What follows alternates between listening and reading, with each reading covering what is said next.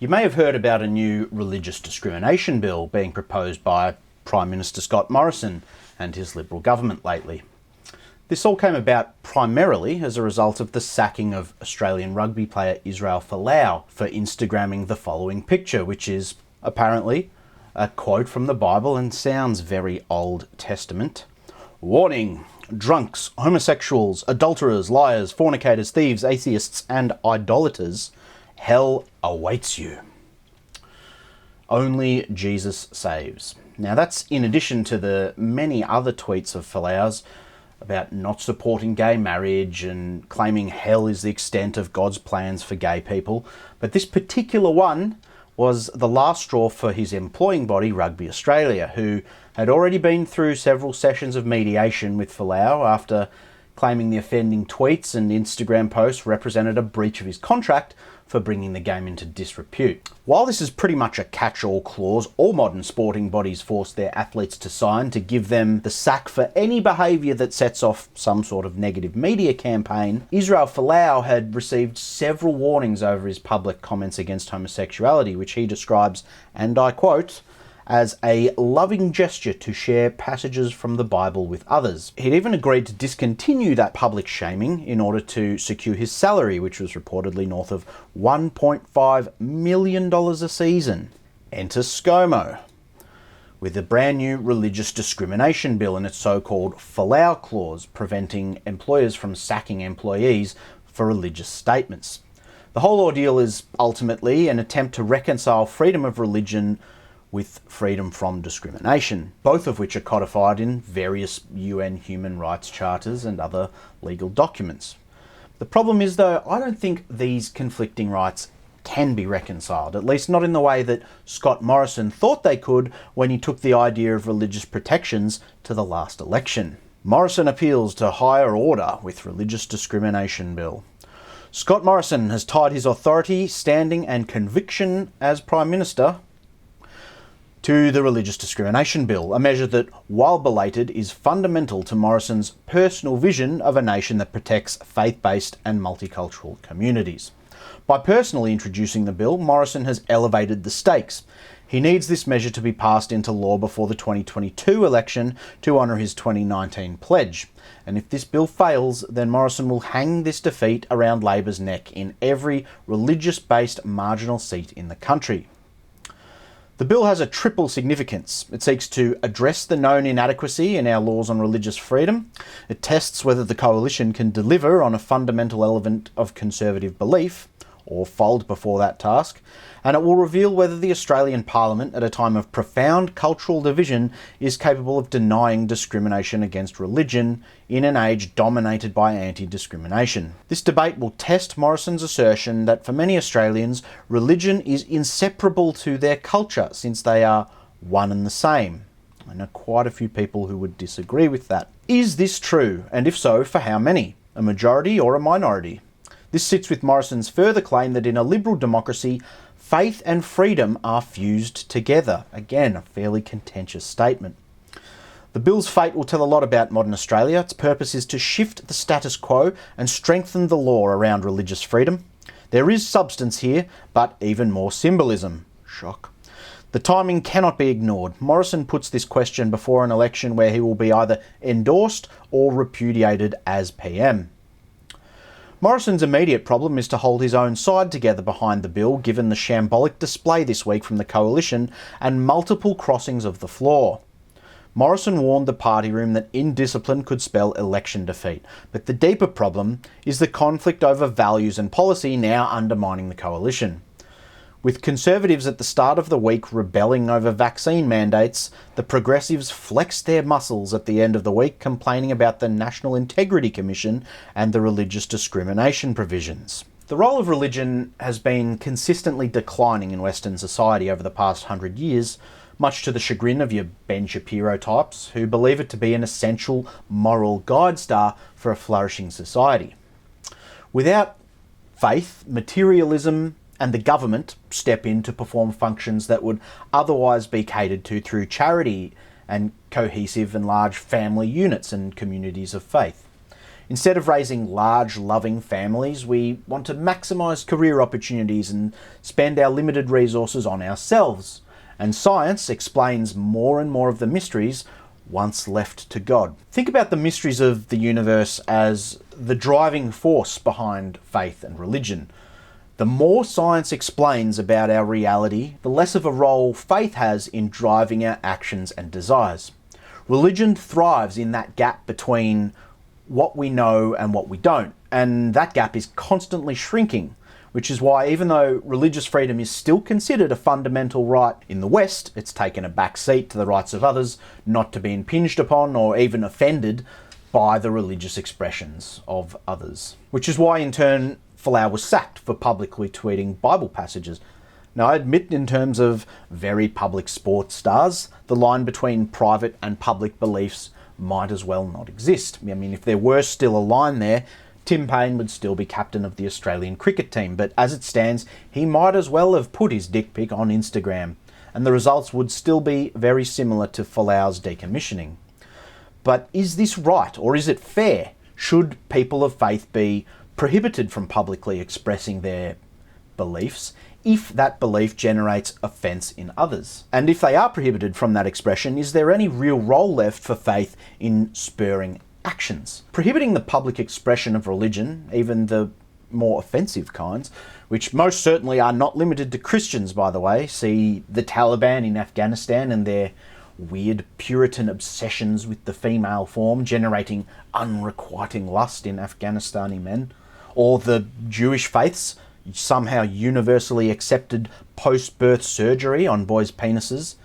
This effectively shuts down the religion in the public sphere. Catholic hospitals will need to perform abortions.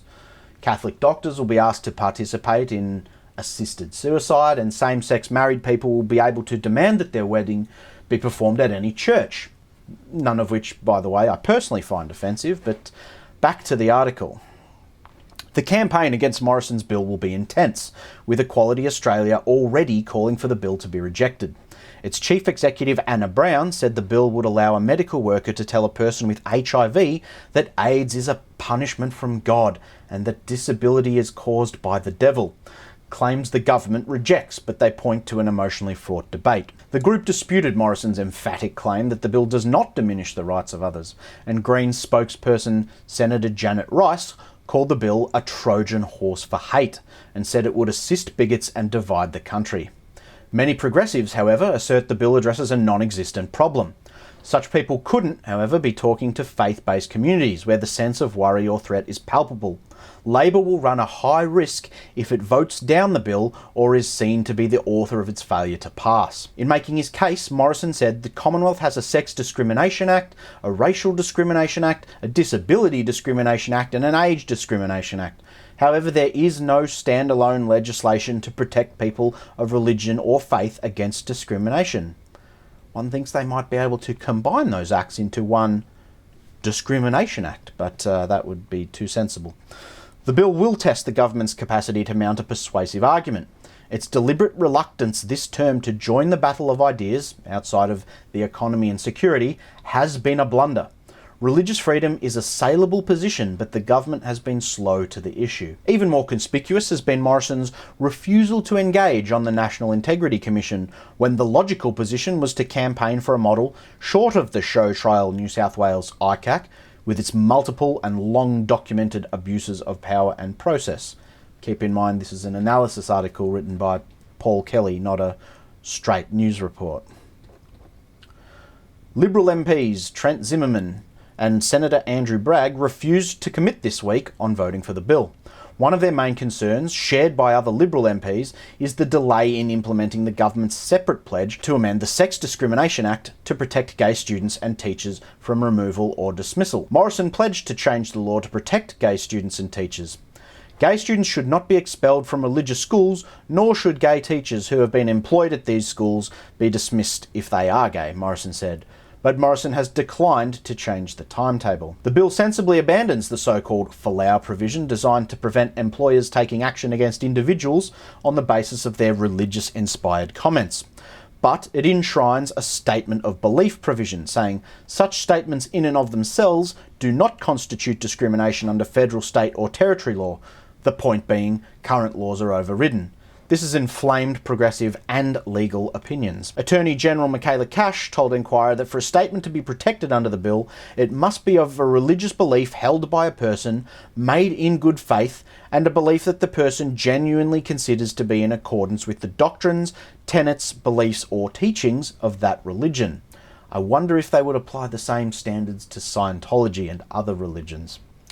The bill does not protect statements that are malicious or that a reasonable person considers would threaten, intimidate, harass or vilify a person or group. The purpose is to ensure that genuine statements of religious views may be expressed without legal repercussions. Equality Australia has attacked the provision, saying its purpose is to allow people to say, write and communicate things which could be discrimination today. The point being, it rejects changes giving more tolerance for religious freedom. So what's the point of a religious institution that can't operate according to its doctrines?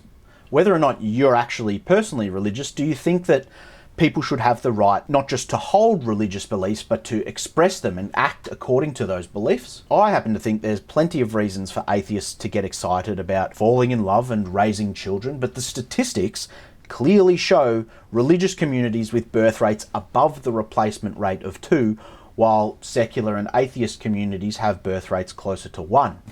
So if we remove the role of religion in society and the West more generally, we need to ensure that that role in our lives is replaced with something more than simply rank materialism or selfish hedonism. As a libertarian, I don't inherently have a problem with materialism and hedonism, but there has to be a greater reason to be on this earth. And without religion as that driving force, those reasons have to come from within. They cannot be imposed upon us or just given to us by government and things. There is no doubting the fine line involved. The explanatory memorandum deals with the case of Terence, an atheist who, on occasion, tells his colleagues he thinks prayer and belief in God are illogical, thereby offending Megan, who is religious. In this case, Terence's remarks are a statement of belief and therefore not discrimination. But if Terence made repeated remarks along these lines to Megan, then it may be possible to demonstrate that these comments are not being made in good faith. The bill deals with the issue of direct discrimination when someone is treated less favourably because of their religion or religious activity. Take the example of Anthony, a Catholic priest wearing a clerical collar, who is denied entry to a restaurant by Margaret, an agnostic who does not want clerical dress on her premises. Anthony could take action as the subject of direct discrimination. This conflict between religion and discrimination may never be resolved, but contrary to the beliefs of people like Scott Morrison, not believing in a God does not mean not believing in anything. Believe in love, believe in family, and believe in your community as well as believing in yourself. Something was there before the Big Bang, so as the creators of South Park put it, maybe religion can be the answer to why, while science answers the how. There's plenty of room in an infinite universe for incomprehensible beings that, for all intents and purposes, could be described as gods, or maybe we're all just part of some massive simulation. But even within that, there's still a lot of room to live a good life. See you Wednesday, 8 p.m.